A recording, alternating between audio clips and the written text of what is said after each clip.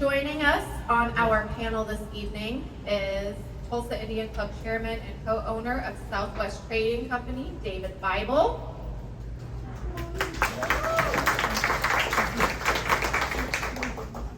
City of Tulsa Director of Tribal Policy and Partnerships, Amanda Swope. And Indian Healthcare Resource Center Board of Trustees President Robert Anquoe. So you guys will just pass the mic back and forth. I'm going to give each of you a moment to give a quick intro about yourselves and how you got involved in helping to develop a Native American Community Center for Tulsa before we jump into some of the questions that were submitted to us on the event sign-up form. So David, if you want to kick us off. Yeah, I'm going to stand here. Not that you don't recognize me, but I would like to see everybody here because I'm very proud of everybody that came out here today. You know, as we sit here and gather and eat, you know, it's what we kind of do, and I hear a lot of laughter, smiles, you know, carrying on, and that's what we do. And this is kind of what we gather together, you know, whether it's a meeting, a community center, an event, anything like that. That's where we get together. We was talking over here at the table that some of us are, in our youth, was members of the Tulsa Indian Youth Council back in Tulsa back then. So we was just kind of reminiscing about those things there. And I've talked to other people throughout the past months of that we brought in on our conversations of, you know, what it was like to get together. You know, we as Indian people, we just like to get together to and enjoy each other's company. You know, it's always nice, you know, because we always go down, we'll see each other at the store, you know, at Walmart, we'll give that little head nod, you know, we'll just recognize each other. You know, we see a tribal tag going down the road, we drive by and see who it is, you know. So we enjoy getting together, having fun, you know, and as our communities grow, our schools grow, you know, for me, you know, I was raised around my relatives. And for the first 5-6 years of my life, that's all I knew is my relatives, my cousins. And that's who I think until I started public schools, you know, and then I started meeting other people and stuff like that. But that's who all I was raised around with, and that's who I hung with all the time. And, you know, I went to church on Sundays, you know, and we just hung around with all our relatives. So that's what I kind of enjoy. And as we get older, our kids, my grandkids, and stuff, we go to public schools, you know, so there might be a few natives that are recognized on that we know, and we kind of get together and we hang out with each other, you know. So this is a community center that we always thought about. It's kind of got up to the top. People talk about it. We want it, and it says, let's try to do it. We couldn't get anything going, and then it kind of dies, you know, and it's now we lose that momentum. But really excited to seeing everybody here today. Appreciate seeing some good friends, old faces, new faces, and enjoy, would like to meet everybody here today. So thank you.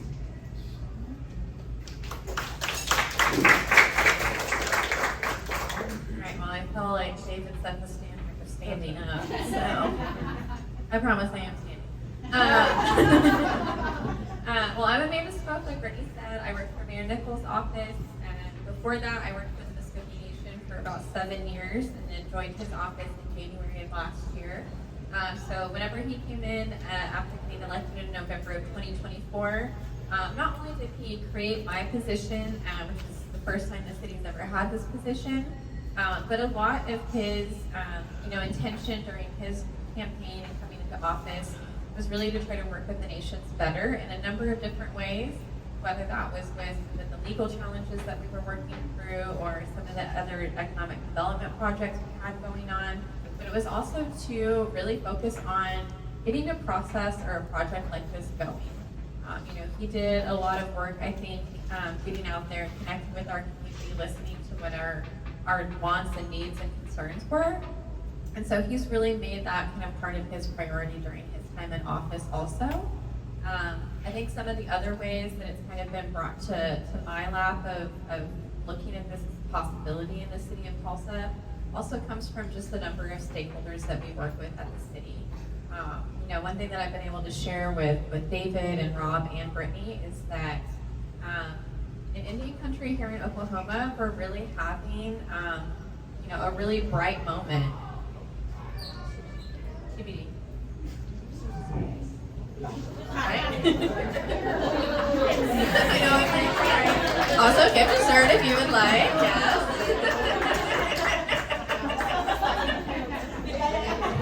Really tough following stuff action today, guys.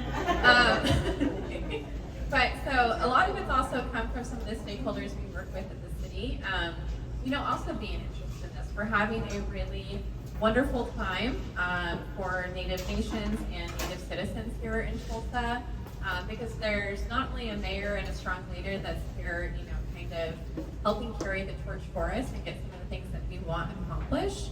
But we also have, because of that, a lot of stakeholders that are also interested in highlighting and bringing education and community to our people in a way that just hasn't really been done before in Tulsa. And so I know that we're really looking forward to kind of hearing from community members on what you're wanting to see in that space, and thinking through different ways how we can make that happen.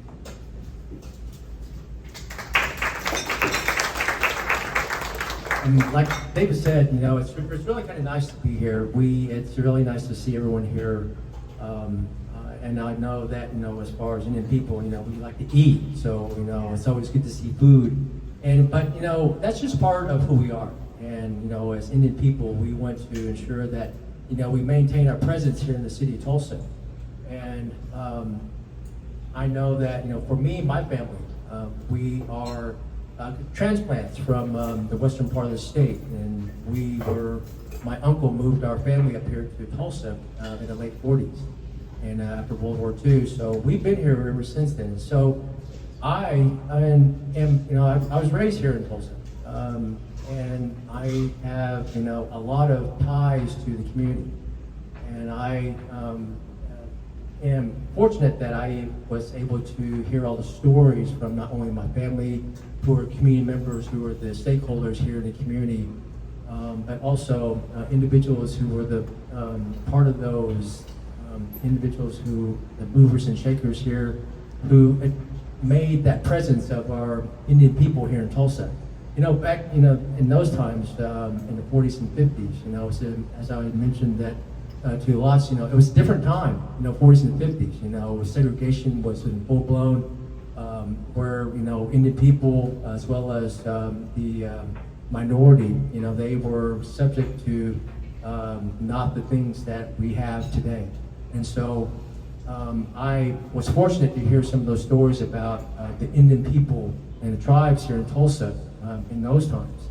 And so for me, I have taken it upon myself, my mentor, my uncle, my late uncle, Kenneth Anquoe, took some time to ensure that, I understood what the community was all about.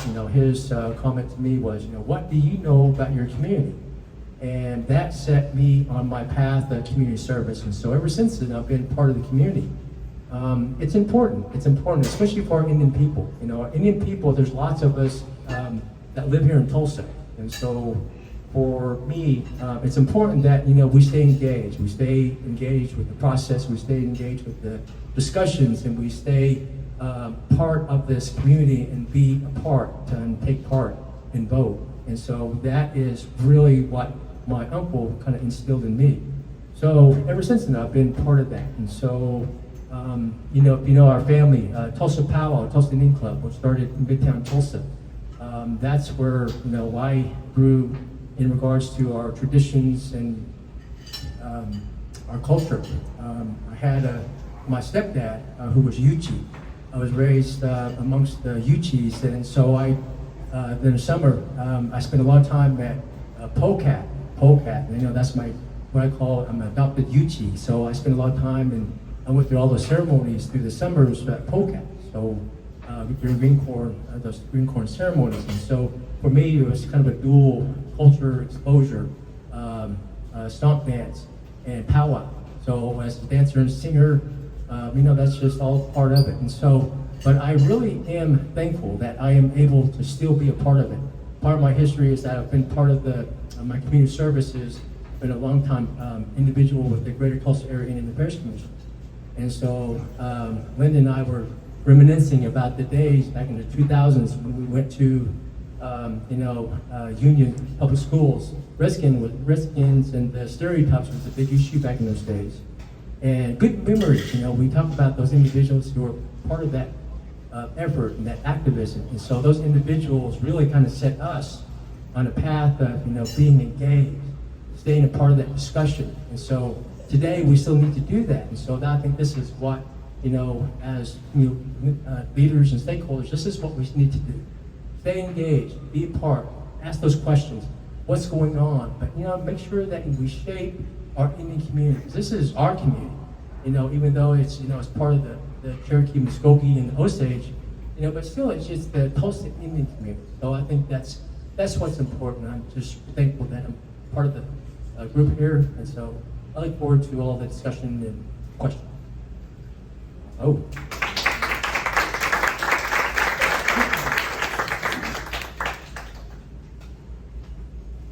Thank you all. The first question for our panelists will go to Amanda. If you could answer, what is the current status of efforts to develop a Native American Community Center in Tulsa? Well, honestly, I'll say that I've been trying to think of a better way of phrasing this.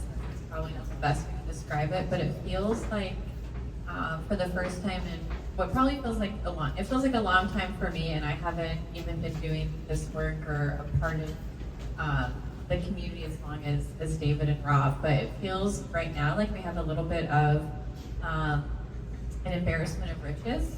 And I will say right now they're all potential riches. Whether or not those actually come to fruition is always a question, but we have community groups and leaders who are interested in seeing this happen. There are a number of different grant opportunities that have been brought to my attention that we can look at a number of different ways, whether that is grants that tribes have access to that we can work with tribal nations in our area to acquire, whether it's ones that are for governments specifically, but not necessarily tribal nations, we can have access to those.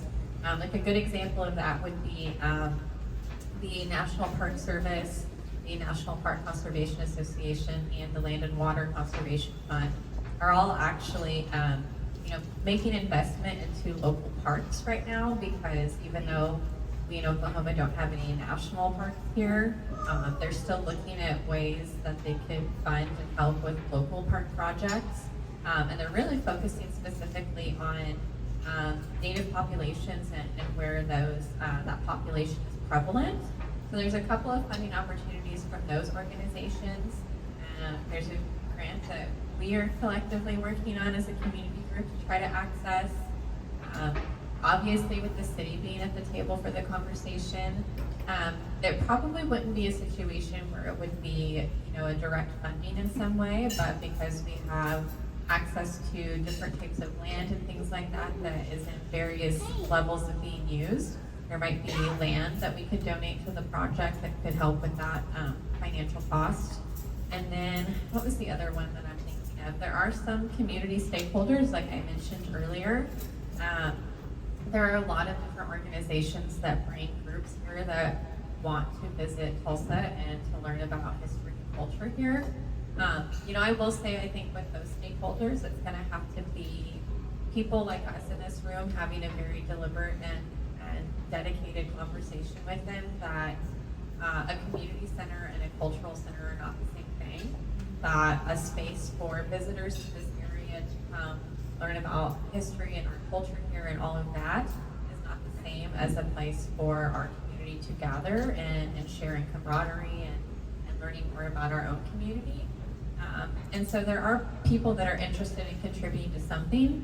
Whether it's going to be this project from those stakeholders is still a big question mark. But I think they're definitely open to the conversation about building something for the Native community.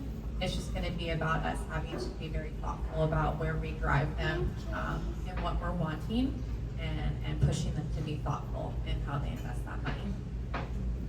Great. Thank you. This next question is for David. And I find that these mics like it more if you hold them this way instead of this way. Horizontal, I guess that is no space. But David, who is currently involved in shaping and guiding this effort, and how can community members participate?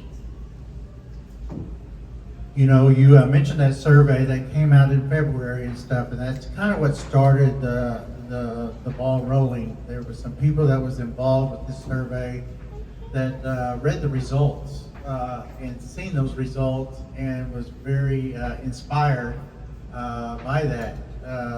Those factors that, you know, most of the people live here in the Tulsa community. You know, only half of the tribal nations was represented, and almost half of them was from outside the state. You know, this is mostly driven by everyone here. You know, and this is just a small little sampling of what we hear. You know, once this came out, there was a lot of phone calls being made, a lot of people that wanted to be involved and maybe just help in any way that they can, whether they lead us in a direction where land is involved, there are opportunities of grants, they have had ideas, and if some of you have been around for a while, there has been different organizations, different cultural centers that has been brought up, tried, and it's kind of fell off to the wayside due to one factor or another.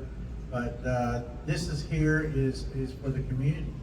You know, we have a lot of museums here that represent the tribes that outside visitors can sometimes see. You know, Billbrook, you know, Gilcrease will be coming on board here next year. We have a lot of different things that represents us natives here in Oklahoma. But this here is something that I always dreamed of having something for our grandkids. As you know, my family owns Southwest Trading, and as I there at the store, I always hear other natives coming in and say, well, what are we doing? Where can we bring our kids? You know, we have great representation in all the schools, Tulsa public schools.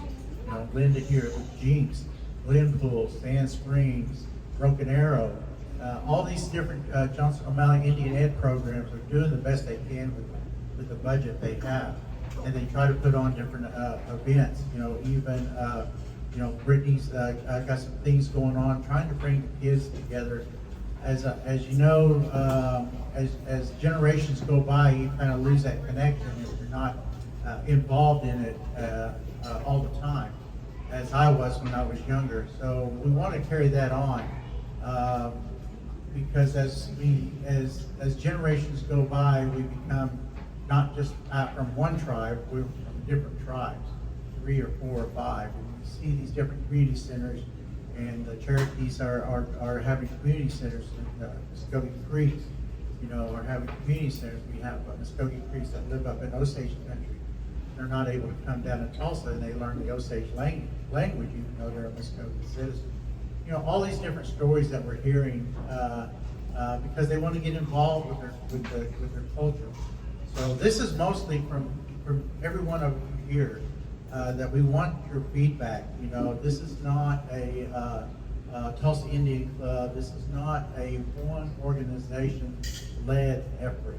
You know, this is for everybody. You know, and I'm excited about the different things that could happen.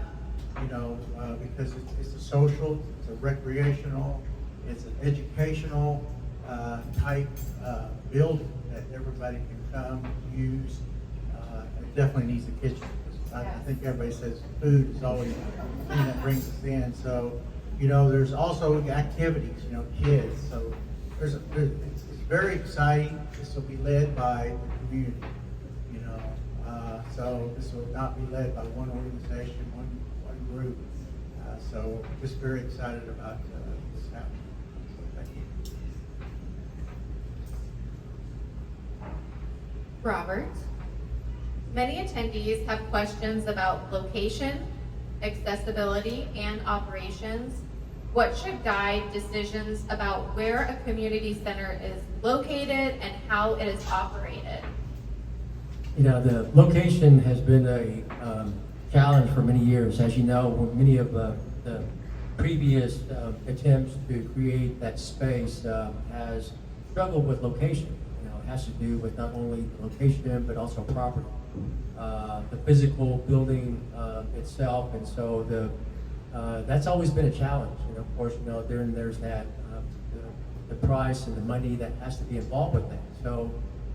You know, it really is. It's a huge undertaking for many organizations, developers, and so forth. So for us, I think that, you know, we as a community members, much like you, we can share stories as to how to shape this. And so what I see for the development is that, as David mentioned, is that, you know, we as a community, we just need that physical space, that safe space that, you know, we can have and we can meet, fellowship. And so that space needs to include not only a building, but also meeting rooms, and David mentioned a kitchen, but also that space where, you know, we can hold those activities, where individuals can come to not only be a part of the program or events or something that the community wants to share, but it's some place that is affordable,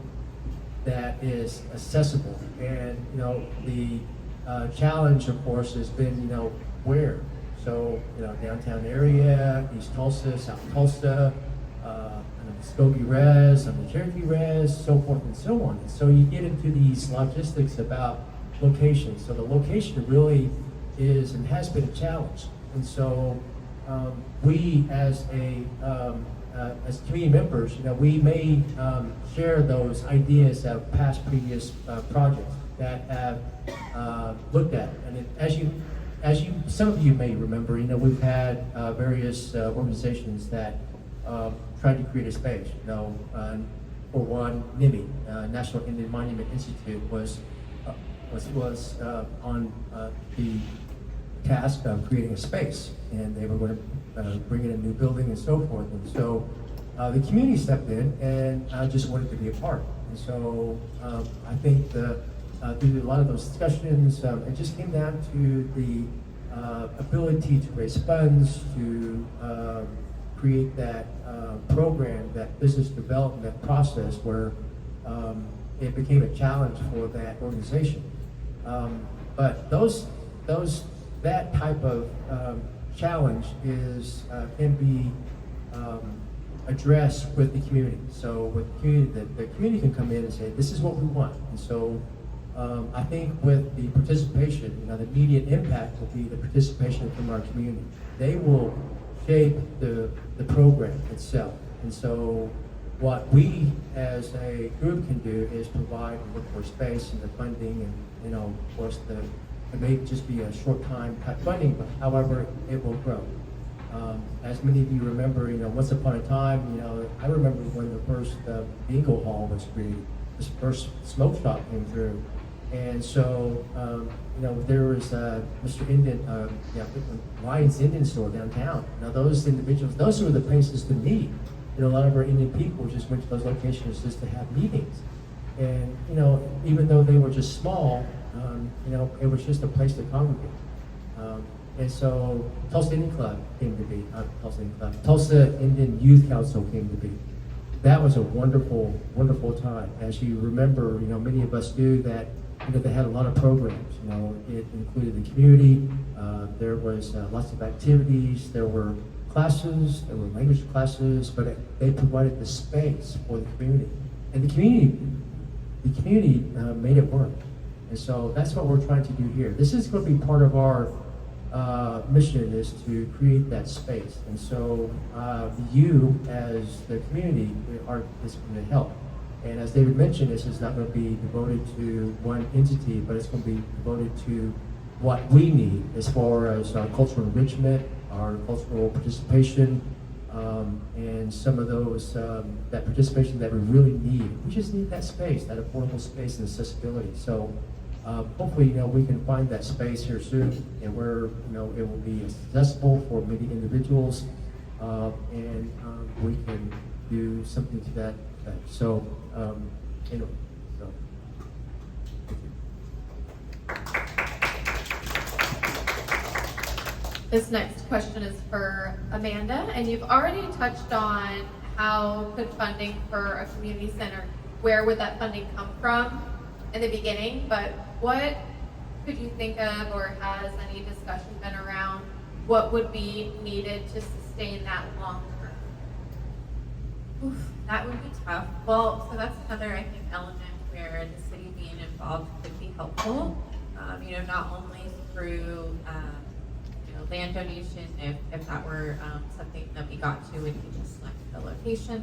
Which, by the way, if we wanted to put another white sheet and ask people where in town they would like to see one, feel free to do that as well, because we really do need some insight as to where in town people would like to see that. I think right now for me, it's just kind of looking at what's available, trying to get it into spaces where it seems relevant or at least centralized in some way.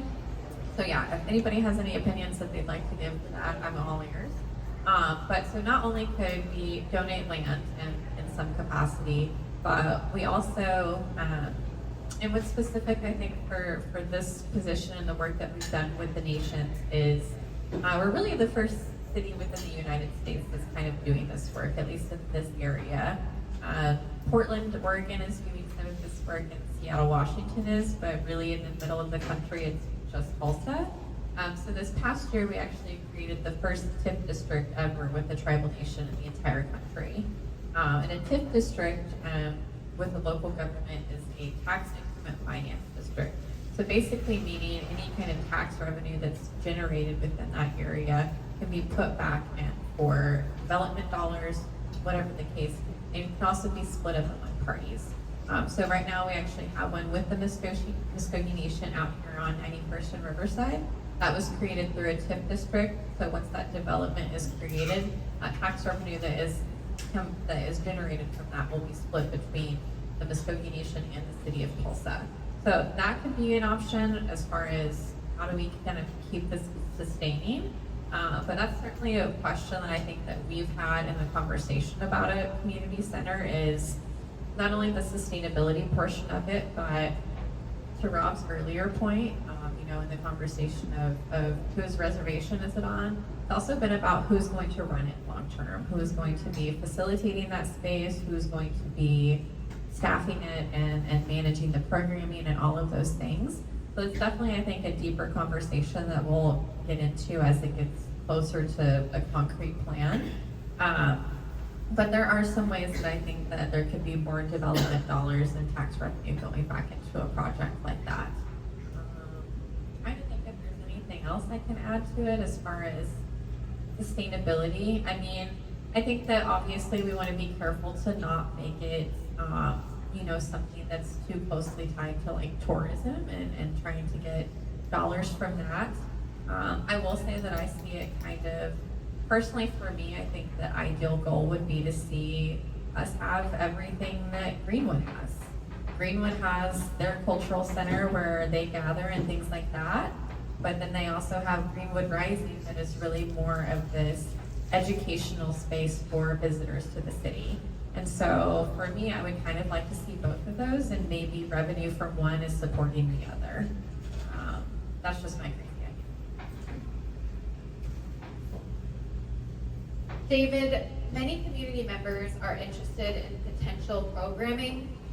How should the decisions about classes, activities, and community services be made? You know how Amanda touched base on, when this community center comes about, we'll need someone to run it, someone that has a background, someone that either has worked with the tribe or something that has that background with youth services and stuff, or knows how to do that, running a community center. The programming is, it could be, educational, it could be recreational, it could be, culturally based, it could be resources, like it says, we're not gonna have all the answers when somebody asks that they're looking for how to get a CDIB card from their Cherokee. We don't have that answer. We won't have a Cherokee on staff or anybody on staff to answer that, but we can give them a phone number, resources to help them in that way. You know, the programming is going to be done, you know, with a director. We'll have to, we have, I don't know if anybody mentioned, but the 501c3 is being filed here very shortly. It's going to be called Tulsa Indian Community Center. And, you know, of course, with anybody filing the 501c3, as somebody done that, you know, we have a board of directors, you know. We'll be needing board members, you know, to meet, to make these decisions on what we need to go forward, you know. We need people here in this community, in this building, to put those down on paper, you know, and submit it, you know, what you would want to see. You know, and it's just not going to be the 3 tribes in Tulsa. It's going to be, you know, all the surrounding tribes that here that want to meet and use the building. You know, if the Dene, which has a huge population here in Tulsa, wants to come and meet and have a place to meet and gather, they can come and use our building. You know, Native American church, ceremonies, just different things that can go on with that. It's going to be a multi-use building. You know, and hopefully, you know, there's options that Amanda's kind of touched base on, whether there is, you know, schools that are being looked at that can be used, community centers that we can share, you know, something that we need to do something fairly quickly while we have the momentum to get people together so they can share their thoughts and their ideas right here. You know, so if we get a piece of land out here and start developing it, it could be 2 to 3 years before you can see anything. But we need that space now so that we can have people coming in and giving their ideas to us to see what we want to do. So that's kind of on the plate. You know, we don't want to be, this started out really as an idea and a gathering of people, some stakeholders that said they wanted to help. And, you know, we've got to move a little slower. We want to give out a lot of information, but we don't want to mislead anybody on where it was going to be. We do have some ideas and some opportunities, you know, that has been offered. We have some people in this room that has really helped in that capacity. You know, the programming is going to be done for each and every one of you. You know, what do you want to see? You know, what do you want to see? What do you want to have? You know, if you have, you know, I want to shout out to a good friend of mine, Brittany Cuevas. She does her own little thing over She has a lot of knowledge in the Muskogee people, and I'm really in awe of what she can do with classes that I've been attending. So there's a lot of us that have skills, you know, whether it's in culture, whether it's in social services, whether it's in the financial world. You know, we need to raise our youth up on how to survive when they graduate school, how to take advantage of grants and scholarships.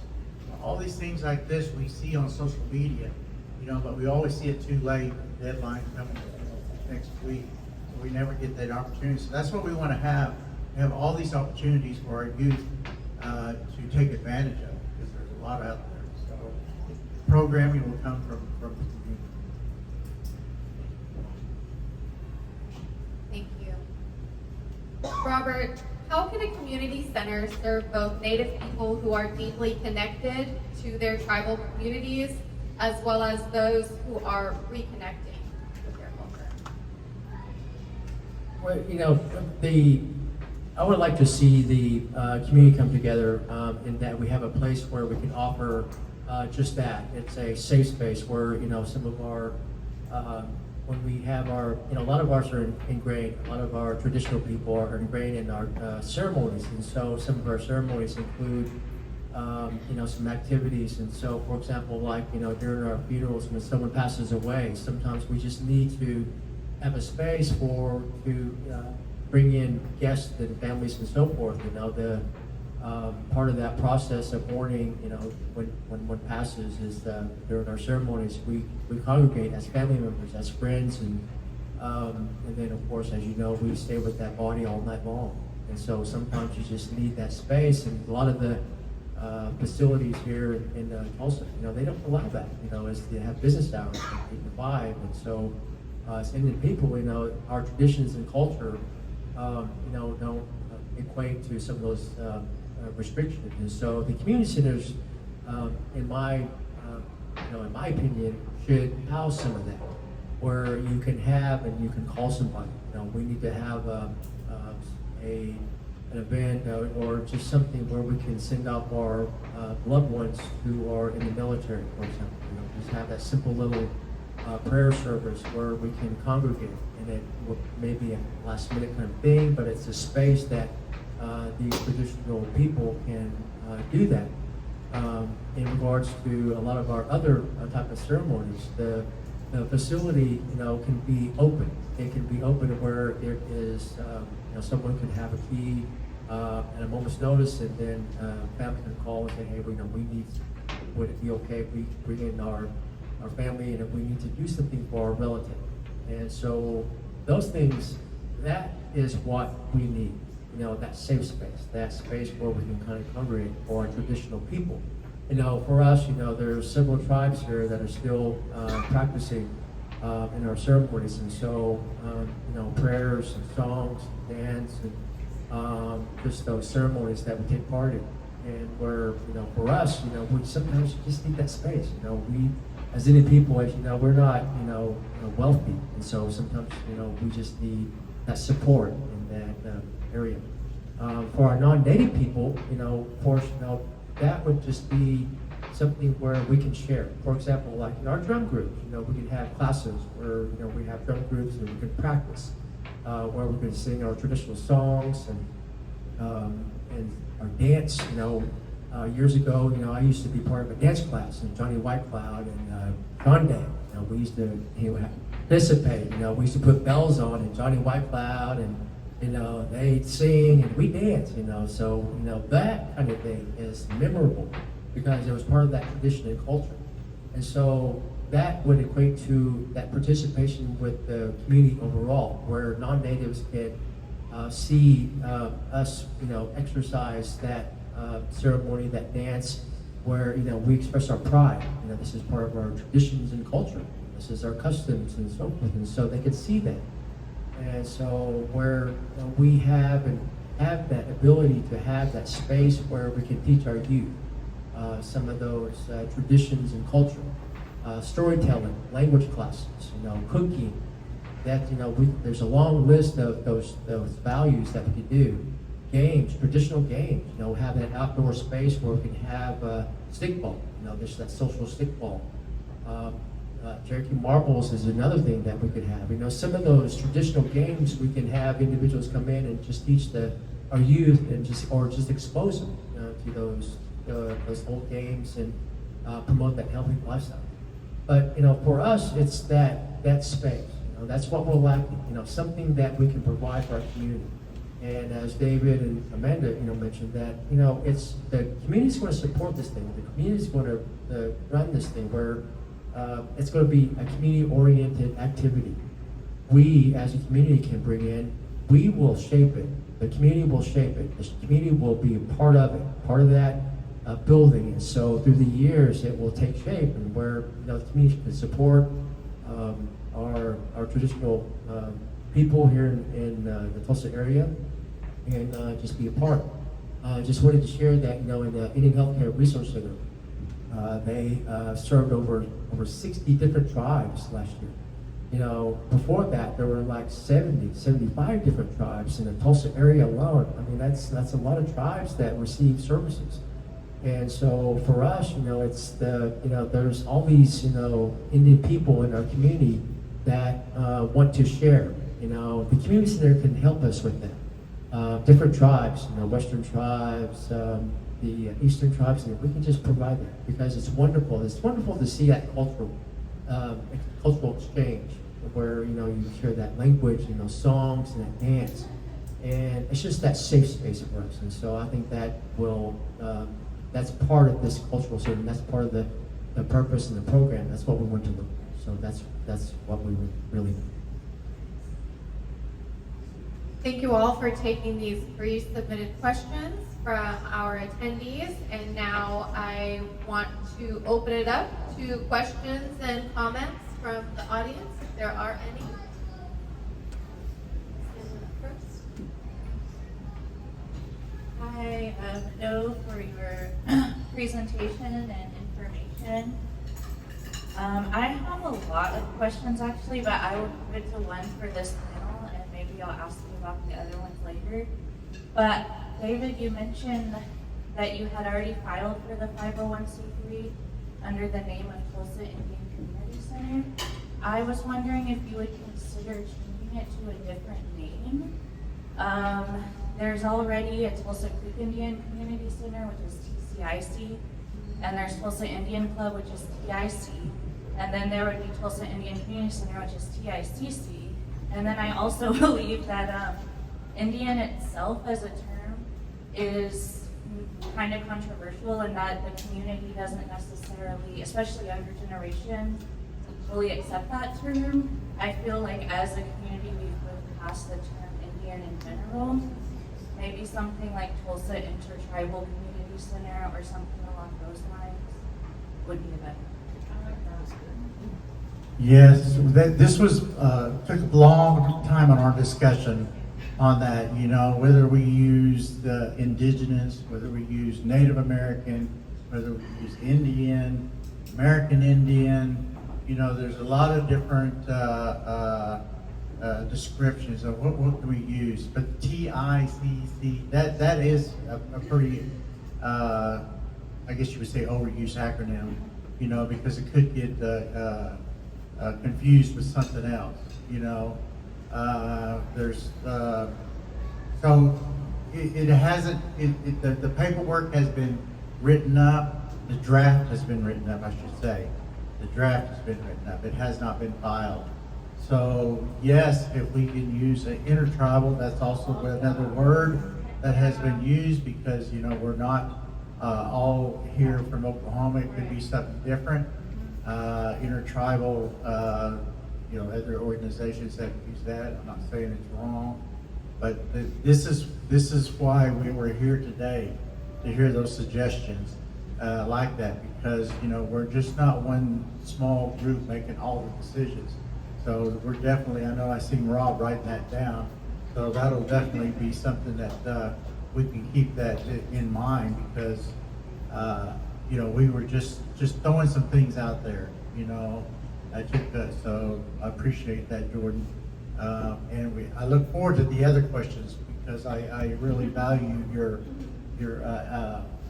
thoughts.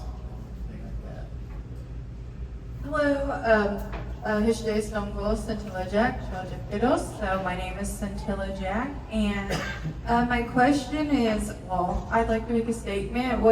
My question is like, what are all your tribal affiliations? I think when you introduce yourselves, it would be nice to know what tribes you come from, tribal communities. And my question is, how have you worked with Native nations in funding? So like since there are 3, but you know, this is the Muskogee Reservation, how have y'all looked for avenues for them to be primary fund? Let me touch base on that. Thank you for, I should have, I am Muskogee and Hopi. So, you know, being this is Muskogee Res, you know, we've always tried to, we approach every year, every election year, when we get a new chief, we've approached this idea, you know, and it's always been, yes, that's a good idea. We need that. We have citizens that's in Tulsa that can't make it down to Oklahoma. Cherokee says we have citizens that live in Tulsa that can't make it to Tahlequah. Osages can't make it to Pawhuska. You know, we need something here in Tulsa. But when, as my history in talking to the tribes and trying to get council members to get on board, it's always a good idea. But when you try to get them all together to make a final decision on where it's going to be, it always falls away. It never happens. Muskogee says, oh, it's on Cherokee land. Can't do that same way with the other tribes. As you know, some of the community centers, it's only for their members only. you know, so, you know, it's hard for Cherokees to go visit, live in Muskogee Res and go to the local community center, which they lived in their neighborhood all their life, and they have to go somewhere else. So, you know, this is being done as a community. The tribes have, I know Amanda has, what their input would be in this community center, how they can help. You know, as we go on, we're going to be taking tribal affiliations, names, and say, look, we have 45% of your tribal citizens attend this community center. How can you help? You know, whether they offer a programming or support or a staff member or supplies or something like that. That's something that we can work on later on. But, you know, as far as trying to get a tribe to totally 100% fund a building thing, it's hard to do because, as you know, it's just not in Oklahoma. My Hopi tribe is always at with the Dene. You know, we live within their reservation out there, and it's always a fight to get something done there because their cooperation is not there. We're trying to think of our youth, you know, trying to think of something that we can raise our youth. It's not for us adults. We have our issues with other adults, you know, and that carries on, and sometimes it stops things, you know, and things don't get done. We got to think of the bigger picture of our youth and stuff like that.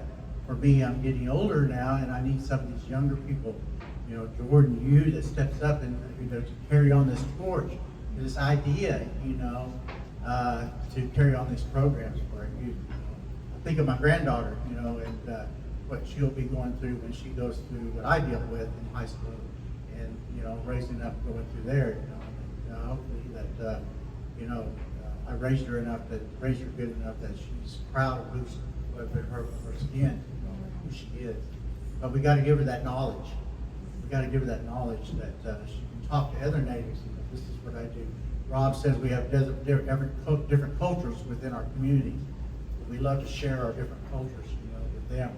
You know, I heard one time that when we have our events over in River Spirit on Muskogee Res, and we people come and visit us, we bring a powwow drum.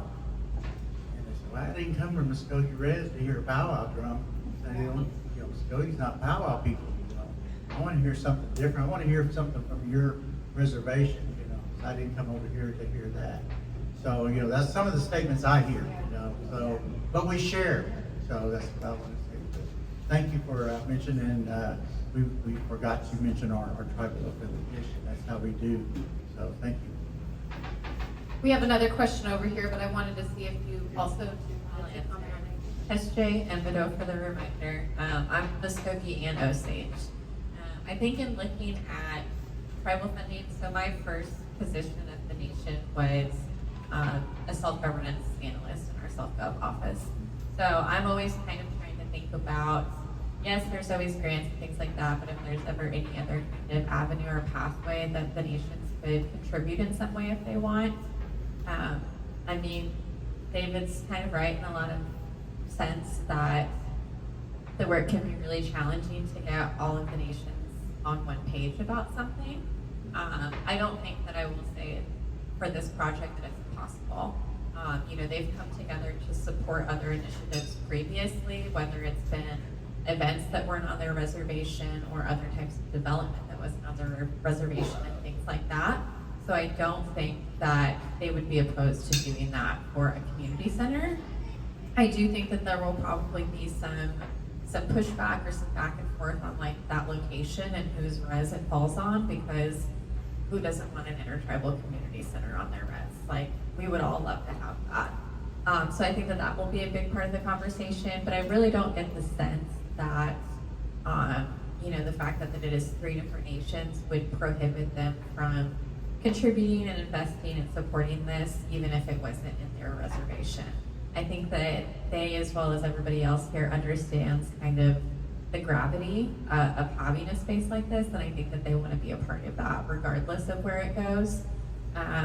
You know, the only other thing that I will say is I've been really impressed with the Muskogee Nation, with kind of their willingness to, I wouldn't say charge forward in this conversation, but they've really drawn a line with some of their other projects and work that they're doing with other developers in the area to say, you know, there's stuff that we can do to help your projects too, but before we do that, we want to see you supporting a intertribal cultural center or a community center in this area. So they've really kind of taken it to where they're expressing that with people that they work with, that, you know, we have money and projects that can support what you're doing too, but you have to support what is a priority for us. So if there's anything I would like to see, I would just like to see more of that, more of our tribal partners kind of making it a priority issue that they talk to people in the community about too, whenever they're doing development, things like that with different people. Yeah, thank you for the question. Onde ado. Bai Kong. I'm Kiowa. My Indian name is Sunboy. Kiowa language, Bai Tali. That is my name. So I appreciate that. You know, sometimes we forget who. You know, we want to ensure that we express our traditions, our own identity, and so sometimes we get to events and so forth, and so the identity, for years it's the identity. We want to ensure that we express that. We want to put that in front of everybody.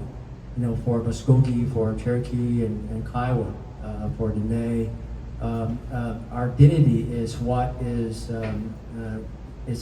priority. Cultural preservation, language preservation, and so forth. And so those things is something that we want to focus on. That's one item that we express is that we for one you go around in mainstream society in the community, you don't see a lot of Indian people, and so when you do, you meet one. Of course, as David mentioned, you'll get that head nod, or you get that sign, that language where you meet each other, or you get that, and that's good. That language, so you get that once in a while, but it's not a lot. So we need to ensure that we put that up front. We want to express ourselves, and it's just mainly just being present. And so we, as a group, we feel like that should be our priority. And so inclusion for all the other tribes. The Muskogee, the Cherokee, and the Osage, and all the other tribes here in the Tulsa area. It's difficult to get us all together. We want to somehow bring that, create that vehicle where we can express and just be a part. But just in the cultural identity, our identity itself, that's what we should focus on. And someday, we're going to have that Indian person who's going to be mayor of the city of Tulsa. Someday, or that will happen someday. So we'll get there.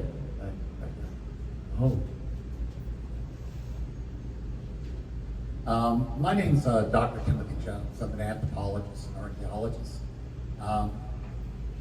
My native name is Ottawa-Hyphenacte, and one of the things I think all the failures of the past have occurred is because some tribe managed to get in and take over a particular organization. This has got to be totally inclusive. We're not just talking tribes, we're talking unrecognized tribes, we're talking people from Canada. There's a lot of natives in Canada that are native nations. There are people from other parts of the world that are in Tulsa that are native people.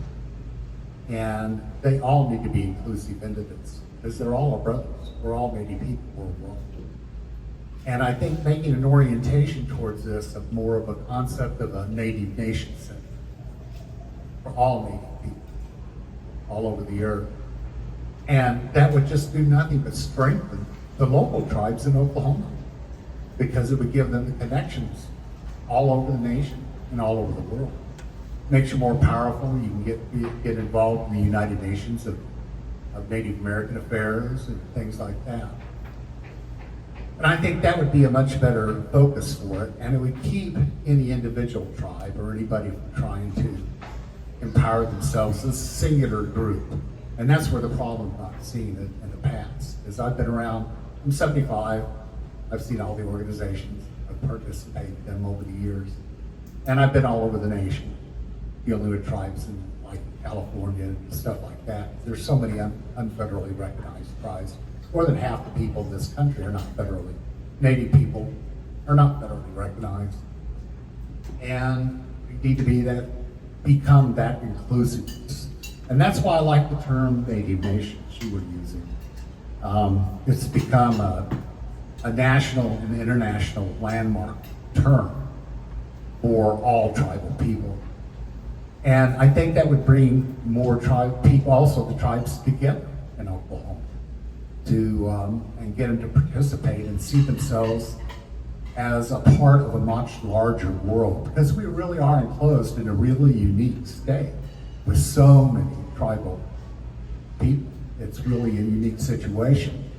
But that needs to be brought out to the rest of the world, that we are tribal, and we become a center like the Greenwood Center, you know, where people just not from Oklahoma, just the nation, but around the world would come and see this as their center, as a center for themselves, and get that kind of a vision into your planning in your 501(c). Try to build that into that planning system, and so that it can work towards that. It's going to have to start out locally, yes, with the communities that we have, but to begin to expand it. And that's where Greenwood has managed to become the center for African-based people worldwide. People come from all over the world to go to that place. I've hosted groups of people coming to the Greenwood Center. That's the kind of Native American center that Tulsa could become. And it's becoming that kind of recognized by around the world for this diversity. And this could become part of that massive diversity. That's the only comment I have, but I think we need to get that kind of a vision of all inclusiveness of all Native nations, all Native people, and just not those in Oklahoma. But the center point would be the people in Oklahoma, and it would strengthen the tribes in this state so much to give them a national and an international standing. That's kind of my perception. Thank you. And by the way, I'd be willing to serve on your board, no problem. You know, and try to help out as best I can. Thank you. We have a couple more questions. Johnny, but there was also a question from the audience. Are you planning on having a meeting like this, but for tribal leaders? Yes, I will say that I've just been directed to reach out to 3 nations that overlap the city of Tulsa. So it wouldn't necessarily be outreach to all of the Native nations here in Oklahoma or all of the Native nations across the country. I've just been asked to get input from the 3 tribal nations. In the in the planning of the center, I just was wondering if there was any consideration about green space around it and also adequate tree coverage. Obviously, you want to have it to be accessible and level and all of that, but Oklahoma's hot, y'all, and like one thing I miss about our homelands is like the giant trees. So, I often see like new developments and they're great, but then it's just like one lawn and everyone gets burned. So I just wanted to ask if there's any green space planning. I'll just try to answer and then Rob and David also add an answer if they have anything to add. I think that's why kind of parks have been the first kind of space that have been really looked at for that, because I think there is an awareness that and even I think when Rob and I talked about this when I first took the job, and he talked to me about how the Tulsa powwow used to take place and where it's at now, and how it kind of got to be that. I think for me, I always kind of thought of that as that's something I would love to see take space again outside. I do understand that it's Oklahoma, so July's a hot time in Oklahoma, and so I'm sure that there's a world where it would maybe need to be moved inside for everyone's comfortability. But I also know for traditionalism and for sticking with our culture and how we celebrate, really we should be doing it outside. So that was kind of, I think, part of the drive of looking at parks specifically. I think it really also came out of the reality that, in the city of Tulsa, we have to be kind of strategic about what we do with parkland and what we're allowed to do with parkland even. And so I really thought of our communities and the nations that we work with to be a space and a community that would prioritize conserving those outdoor elements, where even if we are coming in and putting a building in some way, that we're hopefully going to be doing it more thoughtfully than just chopping down a bunch of trees and throwing it in the middle of the field somewhere. So hopefully I think that we're going to be looking at it in a way where how can we conserve what's there, but also bring in these elements of what we would want to see there too. Yeah, I think that's important. I know that being in my profession as a civil engineer, we development in land. It's an expensive process, and so it takes a lot of permitting, a lot of coordination. You have to abide by city jurisdiction. This is for new development, new development, so you have to abide by the local jurisdictions in regards to permitting. In the state of Oklahoma, you have your stormwater permitting, which is very difficult. For us, for my team, we have to go through stormwater design. And so sometimes, when you have a small lot of a parcel and storm detention is required, that takes up your whole space. And so you're left with just a small postage stamp of a footprint for a building. So it can be very challenging in regards to new development. So we're looking at, for short term, we want to look at existing structures and look at existing structures where we want to revitalize a building where it's affordable, something that we could make our own for maybe just temporary, but it's something that will provide not only the interior, the building space where we have meetings and inside and the kitchen, but also outdoor space where we could have some activities for our children, where it might just be a basketball court or tennis court and a walking trail, but it's something that we can also use for other activities. And so, but in regards to the development, it's an expensive process, and then construction costs today. I don't know if you're aware of the construction costs for today, but it's very expensive. We've seen increase of 25% construction material.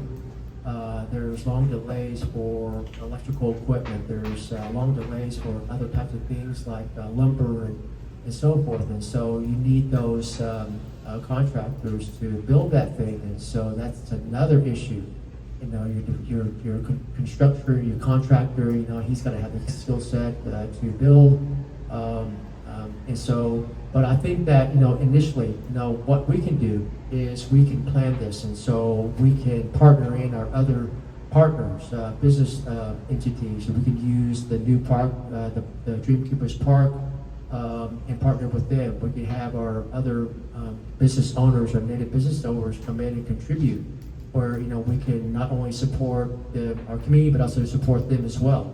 We could have other city facilities who can sponsor and donate and then contribute some type of either resources or services that will help us garner some long-term development. And so for me, long-term development is my goal. However, I know that it's going to be very expensive, especially here in the city of Tulsa. So I think that for us, the outdoor space, yes, we're going to ensure that we keep that in mind and include that in our plan.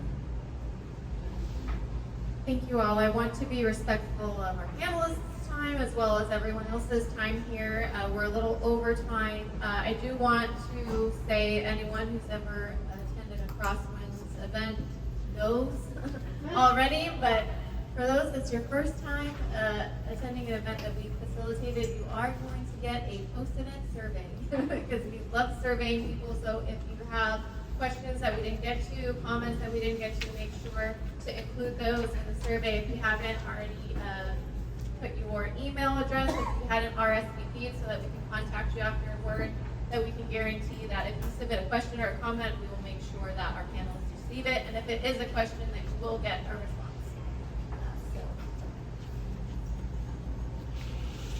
We give a round to our panelists up here. Thank you so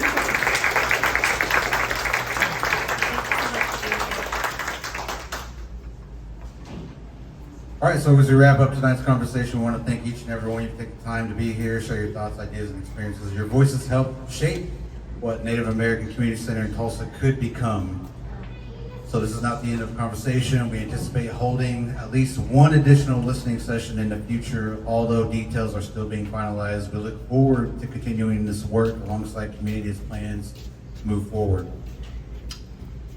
If you'd like to stay connected and receive updates about the Native American Community Center initiative, upcoming listening sessions, and related opportunities, please follow Crosswinds News on social media and sign up for email updates at crosswindsnews.net.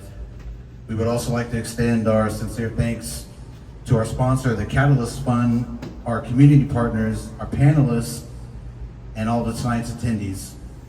Give y'all a round of applause, everybody. Give yourself a round of applause. This work would not be possible without your support, collaboration, and commitment to strengthening the Native community in Tulsa. Thank you.